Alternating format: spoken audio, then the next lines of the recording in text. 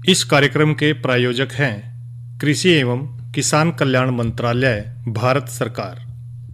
हर जोखिम से निकल कर फसल आए, सुरक्षित हो जाए। फसल बीमा से हर किसान अब आत्मनिर्भर हो जाए। संकट के समय प्रधानमंत्री फसल बीमा योजना किसानों के लिए वरदान है। अब सूखा पड़े या बाढ़ आ जाए, कोई डर नहीं। अब ओले पड़े या कीट पतंगे फसल खा जाए, कोई फिक्र नहीं, क्योंकि हमने लिया है प्रधानमंत्री फसल बीमा। बुआई से फसल कटाई तक हर जोखिम का दावा, न्यूनतम प्रीमियम पर अधिकतम भुगतान का वादा। योजना से हर साल जुड़ रहे हैं 5 करोड़ से ज्यादा किसान। अब आपकी है बारी। नजदीकी कृषि कार्यालय, सहकारी समिति, बैंक शाखा, अधिकृत बीमा कंपनी या जन सेवा केंद्र में स्वेच्छा से करा सकते हैं पंजीकरण। फसल बीमा पोर्टल या फसल बीमा ऐप द्वारा भी कराया जा सकता है पंजीकरण। प्रधानमंत्री फसल बीमा योजना, आपकी फसलों का संपूर्ण सुरक्षा कवच। कृषि एवं किसान कल्याण मंत्रालय, भारत सरकार। कार्यक्रम किसान वाणी सुननिए सब भाण भैया ने रिसाले भाई की राम राम। कार्यक्रम किसान वाणी और भाई किसान भाई भी न्यू देखा है कि हमारे लिए कोई न कोई फायदे की बात जरूर कर रहे हैं हम भी। और भाई जो है ना न्यूज सोच ले कि अगर किसान भाई उन्नत करना चाह, यानी कि अपनी फसलों ना जो है ना अच्छी डाल उगाना चाहा है, अच्छा उत्पादन करना चाहा है, तो भाई उन्होंने खेती में जो है ना कोई प्रशिक्षण लेना तो देखो जरूर पड़ेगा। क्योंकि जो है ना पहले वाली खेती तो रही नहीं, पर जो है ना आजकल जो है ना आधुनिक खेती आ गई। और खेती के साथ साथ भाई जो है ना जो व्यावसायिक प्रशिक्षण है किसी न किसी डाल का वो जरूर ले हैं, ताकि वो खेती के साथ साथ दूसरा काम भी गिल्लियाँ कर लें। भाई आज भी हमने जो है ना एक बातचीत करी है, वो करी है कि किसान विकास के लिए व्यावसायिक प्रशिक्षणों का क्या महत्व है। और हमने जो बातचीत करी है विशेषज्ञ से, वो विशेषज्ञ हैं doctor Anil Kumar Rohila, assistant professor विस्तार शिक्षा संस्थान चौधरी चरण सिंह हरियाणा कृषि विश्वविद्यालय नीलोखेड़ी से। तो पहले सुनते हैं ये भेंटवार्ता, और भाई इसकी जानकारी लेकर भाई पूरा फायदा उठावेंगे। तो आओ सुनाइए वार्ता। आज हमारे साथ स्टूडियो में उपस्थित हैं डॉक्टर अनिल कुमार रोहिला जी, जो असिस्टेंट प्रोफेसर विस्तार शिक्षा संस्थान चौधरी चरण सिंह हरियाणा कृषि विश्वविद्यालय नीलोखेड़ी में कार्यरत है। डॉक्टर साहब आपका स्टूडियो में स्वागत है। बहुत बहुत धन्यवाद कृष्ण जी। डॉक्टर साहब देखते हैं कि जैसे समय के अनुसार जो हमारे किसान भाई हैं और वो ये चाहते हैं कि हमारी जो फसलें हैं अच्छी बढ़िया हम पैदा कर सकें, इसके साथ साथ जो खेती है वो भी अच्छी पैदावार दे।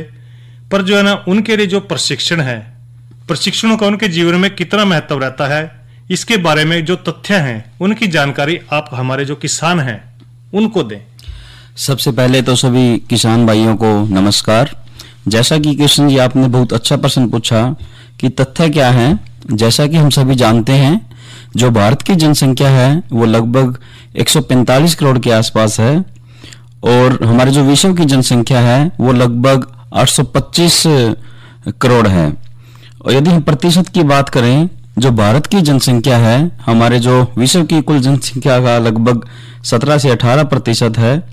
दूसरी तरफ यदि हम हमारे जो नेचुरल रिसोर्सेज हैं, प्राकृतिक संसाधनों की बात करें, तो हमारे देश के पास पृथ्वी की कुल भूमि का लगभग 2.4% तथा कुल पानी का 4% ही हमारे पास है। जबकि हमारे देश की आधे से ज्यादा जो जनसंख्या है कृषि व संबंधित कामों में प्रत्यक्ष या अप्रत्यक्ष रूप से जुड़ी हुई है।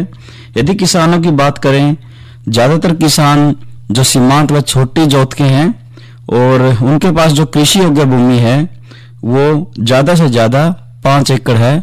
तो इस स्थिति में जो प्रशिक्षण है उनका महत्व और भी ज्यादा हो जाता है।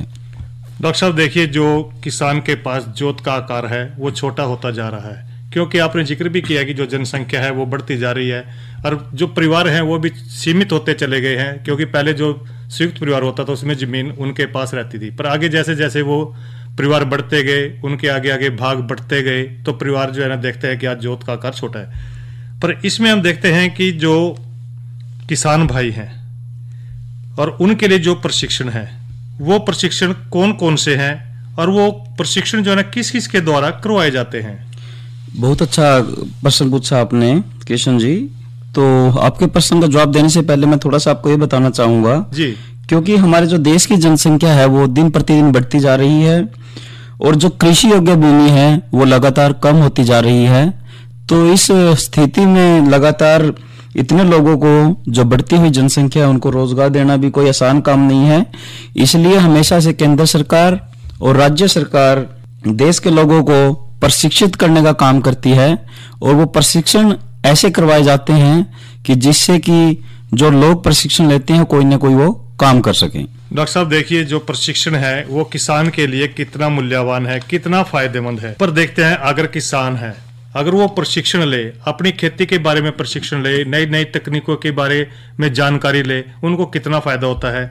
पर इसके साथ साथ जो प्रशिक्षण है और व्यावसायिक प्रशिक्षण है, क्या इसमें भी कोई अंतर है डॉक्टर साहब?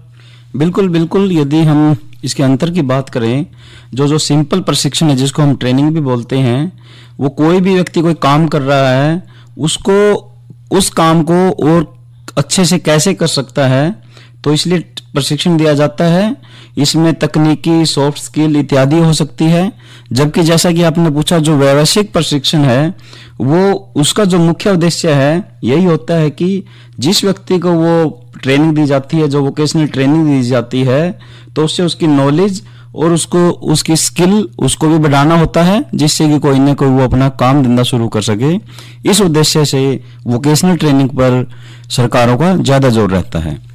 डॉक्टर साहब देखिए, जो जिक्र किया है कि जो व्यावसायिक प्रशिक्षण है, किसानों के लिए जो व्यावसायिक प्रशिक्षण है वो कैसे फायदेमंद है, इसके बारे में बताएं। बिल्कुल, आपने कृष्ण जी बहुत अच्छा सवाल पूछा। तो फायदे की बात तो मैं आपको थोड़ा बाद में बताऊंगा। सबसे पहले मैं आपको ये बताने की कोशिश करूंगा कि जो वोकेशनल ट्रेनिंग है, जो व्यावसायिक प्रशिक्षण है, उसको कौन कौन देता है जी। सबसे पहले हमारे जो जितने भी कृषि विश्वविद्यालय हैं वो व्यावसायिक प्रशिक्षण देने का काम करते हैं, कृषि विज्ञान केंद्रों के माध्यम से भी। और इसके अलावा जो कृषि, बागवानी, पशुपालन, मत्स्य, वानिकी आदि विभाग भी इसमें बहुत अच्छा काम कर रहे हैं। डॉक्टर साहब देखिए, जो मत्स्य है, किसान भाई देखते हैं कि जो व्यवसाय है, जैसे कि आपने जिक्र किया कि जो मत्स्य पालन है, बागवानी का है, वो अपनी खेती के साथ साथ सहायक धंधे के रूप में इसको अपना सकते हैं। पर इसमें ऐसा कौन से और प्रशिक्षण है ताकि जो किसान भाई हैं ज्यादा फायदा उठाए खेती के साथ साथ? तो कृष्ण जी, जैसे मैंने आपको बताया था कि जिसने कृषि विश्वविद्यालय हैं, कृषि विज्ञान केंद्र हैं, जितने भी हमारे कृषि और संबंधित विभाग हैं, वो अलग अलग प्रकार के प्रशिक्षण देने का काम करते हैं।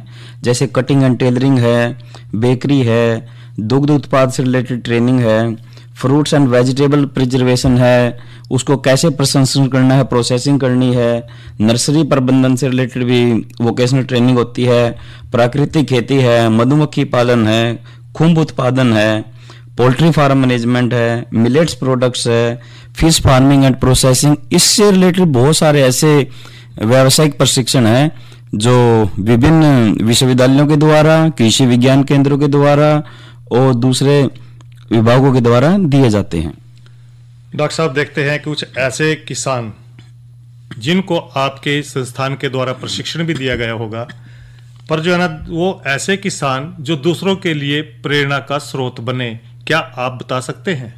बिल्कुल, बहुत ऐसे फार्मर हैं जो दूसरे किसानों के लिए प्रेरणा का काम करते हैं। यदि हम आसपास के जो हमारे जितने भी प्रोग्रेसिव फार्मर हैं, प्रगतिशील किसान हैं, यदि हम उनकी बात करें तो सबसे पहले तो मैं हरपाल सिंह बाजवा जी का नाम लेना चाहूंगा, जो खुम्ब उत्पादन का काम कर रहे हैं, हमारे कुरुक्षेत्र डिस्ट्रिक्ट के ही हैं। उसके बाद सुल्तान सिंह जी हैं, पद्मश्री अवार्ड भी इनको मिला हुआ है, नीलोखेड़ी के हैं, करनाल डिस्ट्रिक्ट के हैं, ये मत्स्य का काम करते हैं। राम सिंह जी हैं, तरावड़ी से बिलोंग करते हैं, करनाल जिले से, ये डायरी पे काम कर रहे हैं। विकास चौधरी जी हैं, प्रोग्रेसिव फार्मर है, सोइल कंजर्वेशन पर काम कर रहे हैं, तरावड़ी से बिलोंग करते हैं। ये तो मैंने आपको बताया कि जो हमारे आसपास के किसान हैं, कुरुक्षेत्र और करनाल के।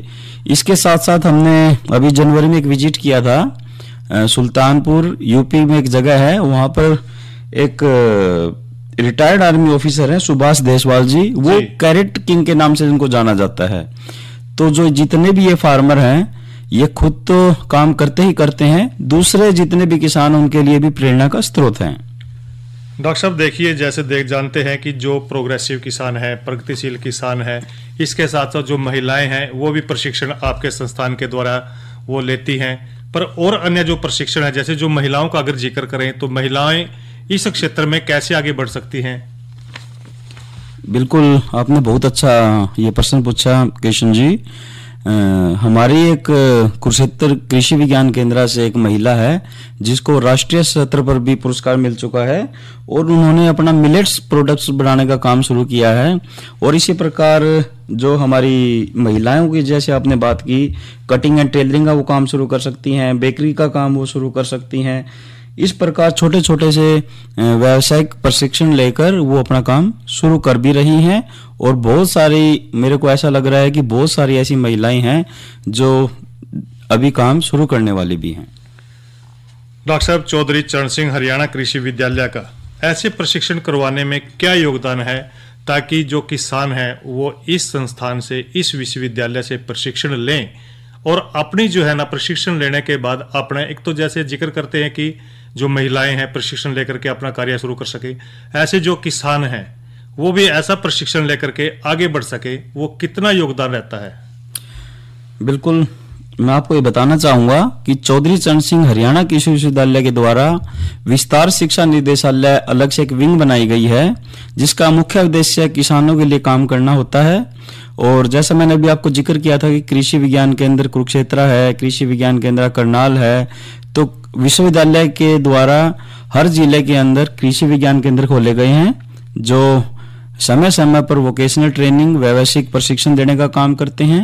इसके साथ साथ विश्वविद्यालय के मेन कैंपस में एक साइना नेहवाल के नाम से प्रशिक्षण केंद्र है जो किसान भाइयों के लिए समय समय पर प्रशिक्षण आयोजित करता रहता है। इसके साथ साथ मैं हमारे किसान भाइयों को ये बताना चाहूंगा, जितने भी हमारे युवा हैं जो स्टार्टअप शुरू करना चाहते हैं उनके लिए एग्री बिजनेस इंक्यूबेशन सेंटर की स्थापना की गई है विश्वविद्यालय में।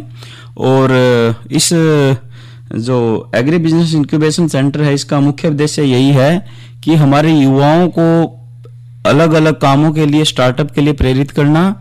और इस एबिक्स, इस संस्थान को राष्ट्रीय स्तर पर और राज्य स्तर पर बहुत सारे पुरस्कार भी मिल चुके हैं जी। और बहुत सारे जो स्टार्टअप हैं ये शुरू भी कर चुके हैं, जिनमें से नितिन ललित जी हैं जो हमारे करनाल से ही हैं। ये विदेश में भी आकर आए थे लेकिन इन्होंने वापस आए और स्टार्टअप के लिए इन्होंने अप्लाई किया एबिक सेंटर में, विश्वविद्यालय की तरफ से इनको अनुदान मिला। जैसे दूसरे सुभाष कंबोज जी हैं, यमुनानगर से हैं, इन्होंने हनी पर अपना स्टार्टअप शुरू किया। तो बहुत सारे ऐसे एग्जाम्पल हैं, उदाहरण हैं जो एबिक कृषि विश्वविद्यालय हिसार की तरफ से उनको फंडिंग में मिली और उन्होंने अपना काम शुरू किया। इसके साथ साथ सर मैं आपको एक और हमारे साथियों को बताना चाहूंगा कि जितने भी युवा स्टार्टअप शुरू करना चाहते हैं जी, तो विश्वविद्यालय की तरफ से उनको 5 लाख से लेकर 25 लाख रुपए तक का अनुदान दिया जाता है। वो अनुदान उनका जो स्टार्टअप है, उनका आइडिया है, उसको देखकर उसको निर्धारित किया जाता है। बहुत अच्छी जानकारी डॉक्टर साहब दे रहे हैं। देखते हैं कि जैसे जो प्रशिक्षण है डॉक्टर साहब, वो प्रशिक्षण जो महिलाएं हैं या जो किसान हैं वो कैसे लें, कैसे जानकारी लें कि हमने जो है ना प्रशिक्षण लेना है, वो कैसे आप तक पहुंचे, इस बारे में भी जानकारी दें। बिल्कुल, जो जितने भी हमारे किसान भाई हैं, जो युवा साथी हैं, तो सबसे पहले तो मैं उनको ये बताना चाहूँगा कि हरियाणा कृषि विश्वविद्यालय के द्वारा हर जिले में एक कृषि विज्ञान केंद्र है।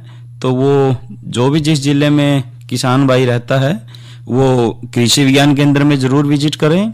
उसके साथ साथ जितने भी आपके एरिया में जितने भी कृषि से संबंधित अधिकारी हैं, चाहे आपका एडीओ है, ब्लॉक एग्रीकल्चर ऑफिसर है, हॉर्टिकल्चर डेवलपमेंट ऑफिसर है, जितने भी कृषि से संबंधित अधिकारी हैं उनसे आप संपर्क बनाए रखें और वो समय समय पर आप लोगों को जानकारी भी देते रहेंगे कि जो प्रशिक्षण है, कौन कौन सा प्रशिक्षण कहाँ पर करवाया जाता है और कब करवाया जाएगा। डॉक्टर साहब, एक जानकारी और लेना चाहेंगे आपसे कि जैसे देखते हैं जो आपका संस्थान है विस्तार शिक्षा संस्थान नीलोखेड़ी, वो किस प्रकार के प्रशिक्षण आयोजित करता है ताकि जो किसान भाई हैं या जो महिलाएं हैं प्रगतिशील जो खेती करना चाहती हैं या कोई अपना व्यवसाय शुरू करना चाहती हैं, वो कैसे जो है ना प्रशिक्षण दे करके उनको आगे बढ़ने के लिए प्रेरित करता है।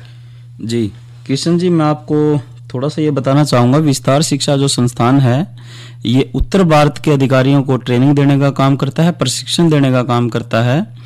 और जो यह संस्थान है ये किसान भाइयों को ट्रेनिंग नहीं देता, ये हमारे जितने भी अधिकारी हैं, जितने भी हमारे कृषि से संबंधित अधिकारी हैं, चाहे वो कृषि से हो, बागवानी से हो, पशुपालन से हो, वानिकी से हो, तो उनके अधिकारियों को हम ट्रेनिंग देते हैं, प्रशिक्षण देते हैं, जिससे कि वो हमारे द्वारा जो प्रशिक्षण आयोजित किए जाते हैं उनका फायदा उठाकर आगे किसान भाइयों को प्रेरित करें कि कैसे वो अपना काम शुरू कर सकें और कैसे अपने छोटे छोटे व्यवसाय शुरू करके अपनी जो आमदनी है उसको बढ़ा सकें।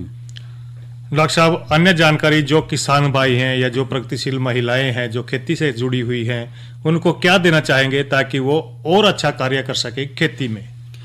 मैं तो अंत में यही कहना चाहूँगा कि जितने भी आपके एरिया में जितने भी किसान भाई हैं जो प्रगतिशील किसान हैं उनसे आप संपर्क बनाए रखें।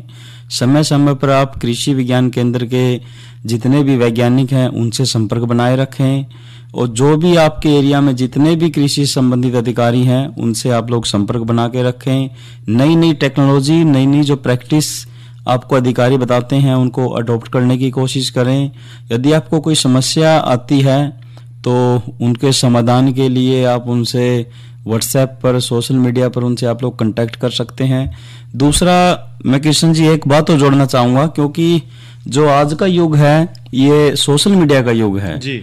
और क्योंकि हमारे किसान भाई भी सभी के पास एंड्रॉयड मोबाइल है, स्मार्टफोन है और यूट्यूब पर बहुत सारी ऐसी भ्रामक सूचनाएं मिलती रहती हैं जिसको देखकर हमारे किसान भाई उसको कर भी लेते हैं या उस पर करने पे विवश हो जाते हैं।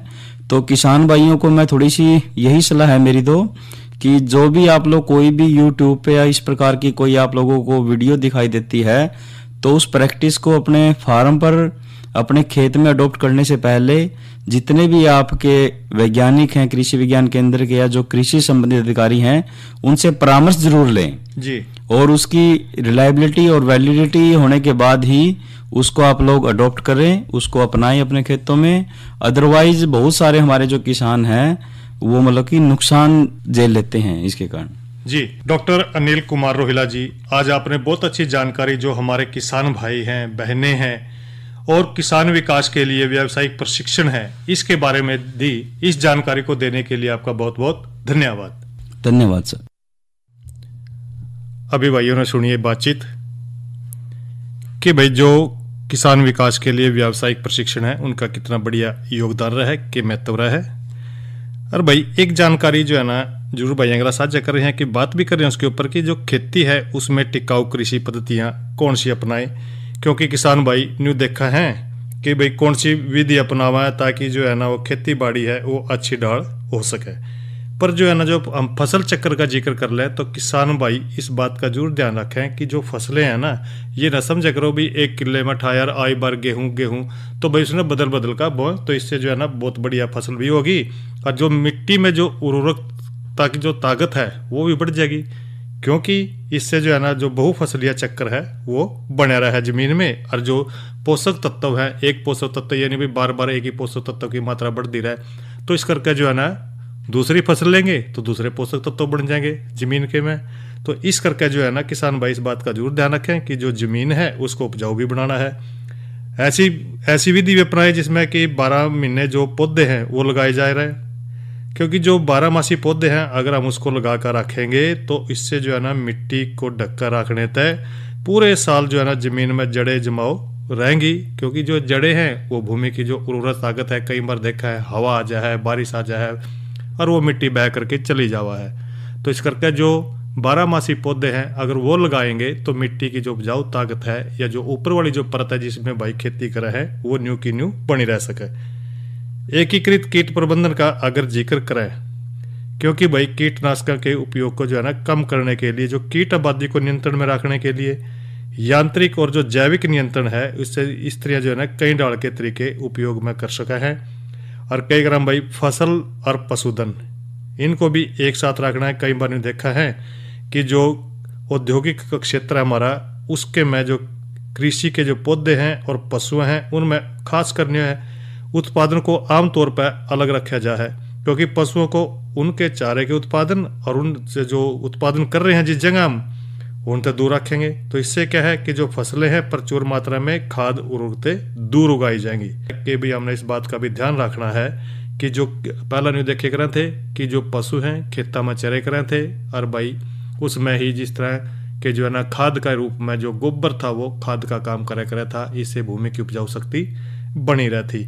और भाई ईब जो है ना थोड़ी सी जानकारी दे दें मौसम के बारे में भी, क्योंकि भाई अधिकतम जो है ना तापमान आज का बढ़ी रहा है। देखा है कि दिन प्रतिदिन गर्मी बढ़ रही है। तो आज का अधिकतम तापमान रहा भाई 39 डिग्री सेल्सियस और न्यूनतम तापमान 24 डिग्री सेल्सियस। और कल ना भाई अधिकतम तापमान रहने की संभावना है 34 डिग्री और न्यूनतम तापमान 22 डिग्री। और भाई बूंदाबांदी का भी जिक्र सुन लो, बूंदाबांदी होने की भी संभावना हो रही है, इस बात का भी ध्यान रखना है। और भाई जिक्र कर दें कल ना के कार्यक्रम रहेगा हमारा, कल कार्यक्रम रहेगा भाई अन्नदाता और उसमें हम जिक्र करेंगे खेती के कार्य में महिलाओं की क्या भूमिका रहेगी। नई फसल नई उमंग में बात करेंगे हम गुलाब के फूलों के पौधों की देखभाल पर। और साथ साथ में जानकारी देंगे भैया ने प्राकृतिक खेती के बारे में कि भाई जो संजीवक खाद है वो किस डाल बनानी है और उसका उपयोग खेती में किस तरह करना है। और भाई एक जानकारी और दे दें भाई ना लगे आज चर्चा करते हैं इसके गले कि जो किसान सुविधा ऐप है एक, क्योंकि भाई जो किसान सुविधा ऐप है वो किसानों के लिए बनाई गई है। इसमें सारे भाई ने देखा है कि आजकल जमाना जो है ना बदल गया है। पहले वाली बात तो रही है नहीं कि पहला तो नहीं भी पता लग गया था भाई कद मींह आवेगा, कद इतनी बारिश आ जाएगी, कद आंधी आ जाएगी, कद मौसम बिगड़ का खड़े हो जाए। पर जो है ना आजकल जो है ना मोबाइल का जमाना आ गया, तकनीक ज़्यादा होगी। तो इस करके भाई सरकार भी न्यू चाह रहा है कि भी जो किसान है उनकी सुविधा खातर एक ऐप लॉन्च कर दिया उन्होंने भी, जिसमें खेती बाड़ी या खेती किसानी से संबंधित जो भी जानकारी है वो जो है ना देश के किसानों को मिल सके। क्योंकि भाई किसान मोबाइल से ही उस तकनीक की जो कृषि पद्धति है उनको सीख सके। और भाई जो खेती से संबंधित आने वाली जो कई बार देखा है दिक्कत आ जाए तो सीधे वैज्ञानिक होते वो बातचीत भी कर सका है किसान सुविधा ऐप के जरिए। और भाई ये एक जानकारी भाई है ना और दे दें कि भाई जो हरी खाद है उसका कितना बढ़िया जो है ना योगदान हमारी खेती में रहा है। और इसका भाई कौन कौन सी फसलें आप ले सको हो इसमें हरी खाद के रूप में। किसान भाई जानना है कि जो हरी खाद है यानी कि जिस तरह की हम हरी वनस्पति और उसने भाई हम अपने खेत में उगा कर और ओड़े बांधे तो उसने हम जो है ना खाद देना भी कहते हैं। और इसके में अगर आप हरी खाद के रूप में जो फसला लेना चाहोगे तो वही जिस तरह सनई है, ढैंचा है, ग्वार है, लोबिया है, मूंग है, उड़द है, तो इस डाल की फसलें भाई आप हरी खाद के रूप में ले सको हो। और भाई एक बात और बता दे भैया ना किसान कॉल सेंटर के बारे में, उसका नंबर रहा है भाई 1551। इस पर भाई आप जो है ना जो भी जानकारी लेना चाहें वो ले सका है। और एक बात और बता दें आज की नसीहत में किसान भैया ने कि फसल अवशेष प्रबंधन किस तरह करना है। किसान भाई जाना है कि मौसम आ गया फसल का, फसल कटाई शुरू हो ली और ईब जो है ना नहीं सोचा है कि जो फसलें हैं भाई कटने के बाद उसमें जो फाने रह जाए उसमें आग ला दें। तो देखो ये तो प्रबंधन की बात नहीं हुई, पर प्रबंधन करना अपना जरूरी है और उसके फायदे भी हैं। अगर आप भाई खेत के में जो फसल खड़ी है उसके जो फाने हैं उन्हें अगर आप बांध दें तो खेत में जो है ना अच्छी उपजाऊ ताकत जो है ना वो फाने देंगे, यानी कि खाद का काम करेंगे। इससे जो है ना जो फसल अवशेष है मिट्टी में मिलकर भाई देखो एक तो नाइट्रोजन और एक फास्फोरस इसकी मात्रा वो बनाकर रखेंगे। दूसरी बात भाई अवशेष के मिट्टी के प्रबंधन में बिजाई के समय जो सिंचाई है उसमें उपयुक्त पानी की कम मात्रा में जरूरत पड़ेगी, इसका यो फायदा रहेगा। तो भाई ये तो हमने जानकारी दी भाइयों थे कि भी जो फसल अवशेष प्रबंधन है उसका बड़ा योगदान रहा है खेती में, क्योंकि भाई अगर करोगे तो फायदा उठा लोगे। और भाई इसी जो है ये जो कार्यक्रम है किसान वाणी, इस कार्यक्रम के प्रायोजक थे कृषि एवं किसान कल्याण मंत्रालय भारत सरकार। अरे अरे अरे क्या कर रहा है? इधर इधर इधर हम बोल रहे हैं तेरे बीजू का। उतला बोल रहा है? हाँ, पक्षियों से तो हम खेत को बचा लेते हैं पर इन घातक रसायनों से कैसे बचाएं? मतलब? देख बेटा, तू जो ये अंधाधुंध रसायन मिलाता है ना, मिट्टी की सेहत बिगड़ने लगी है और जब माटी ही कमजोर पड़ जाएगी तो उपज कैसे सेहतमंद होगी? अरे पहले ऐसा नहीं था, पूछना अपने बड़े बुजुर्गों से कैसे फसल लहलहाती थी, शुद्धता झलकती थी। हाँ, माटी भी तंदुरुस्त और लोग भी। अरे अब पहली वाली बात कहाँ, पर अब तो सब यही डाले हैं। सब नहीं, आज भी लाखों जागरूक किसान परंपरागत विधि से फसल उगा रहे हैं। खर्चा कम और उपज की कीमत भी बेहतर पा रहे हैं। सच है? रे बेटे एक्सपीरियंस से बता रहे हैं, धूप में बाल सफेद नहीं किए हैं। हाँ। ठीक है भाई, मैं भी आज से जैविक खेती शुरू करूंगा। माटी से प्रेम की परंपरा है परंपरागत खेती।